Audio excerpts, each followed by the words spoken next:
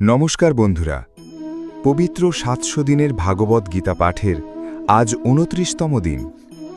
আপনাদের সকলকে জানাই আন্তরিক প্রণাম ও স্বাগত। আপনারা শুনছেন অর্জুন বিষাদ যোগ প্রথম অধ্যায়ের ২৯তম শ্লোক। আজকের এই শ্লোকটি অত্যন্ত মানবিক, গভীর এবং বাস্তব, কারণ এখানে আমরা দেখি একজন মহাবীর যোদ্ধাও মানসিক আঘাতে ভিতর থেকে ভেঙে পড়তে পারেন।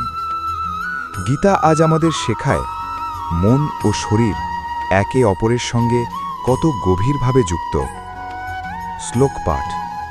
দৃষ্ট ইমম স্বজনম কৃষ্ণা যুজুৎসুম সমুপস্থিতম সীদন্তি মম গাত্রাণি মুখম চ পরিশুষ্যতি। শ্লোকের সহজ অর্থ। অর্জুন বলছেন, হে কৃষ্ণ, এই যুদ্ধের জন্য প্রস্তুত নিজের স্বজনদের দেখে আমার শরীর দুর্বল হয়ে যাচ্ছে, আমার মুখ শুকিয়ে যাচ্ছে। বিস্তারিত ভাবার্থ। বন্ধুরা, এখানে অর্জুনের ভিতরের ভাঙন আরও স্পষ্ট হয়ে উঠছে। তিনি আর শুধু যুদ্ধ নিয়ে চিন্তা করছেন না, তিনি অনুভব করছেন এই যুদ্ধ মানে নিজের মানুষদের হারানোর সম্ভাবনা। এই যুদ্ধ মানে সম্পর্কের ধ্বংস। এই যুদ্ধ মানে হৃদয়ের ভিতরে এক অসহনীয় যন্ত্রণা। আর সেই মানসিক আঘাত এখন সরাসরি তার শরীরে প্রকাশ পাচ্ছে। মন যখন শরীরকে প্রভাবিত করে। গীতা এখানে হাজার হাজার বছর আগেই একটি গভীর মনস্তাত্ত্বিক সত্য বলে দিয়েছে। মন আর শরীর আলাদা নয়।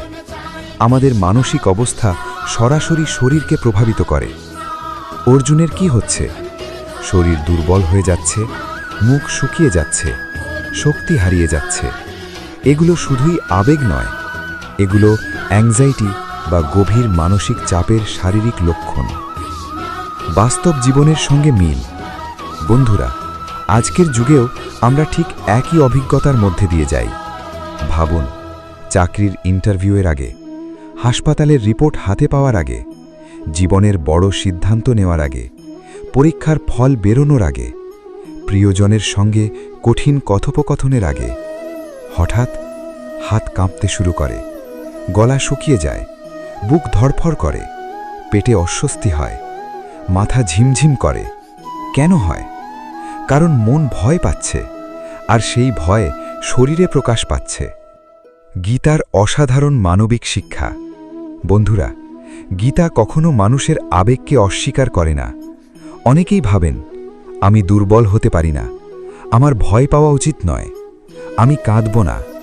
কিন্তু গীতা দেখাচ্ছে অর্জুনের মতো মহাবীরও কেঁপে উঠেছিলেন, তার শরীরও ভেঙে পড়ছিল।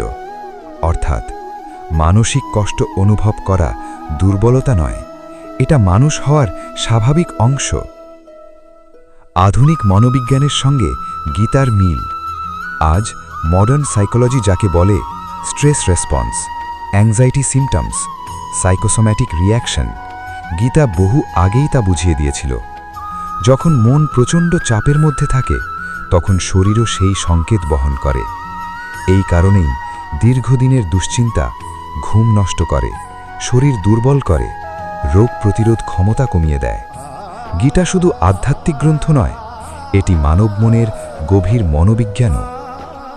আজকের জীবনের বড় শিক্ষা।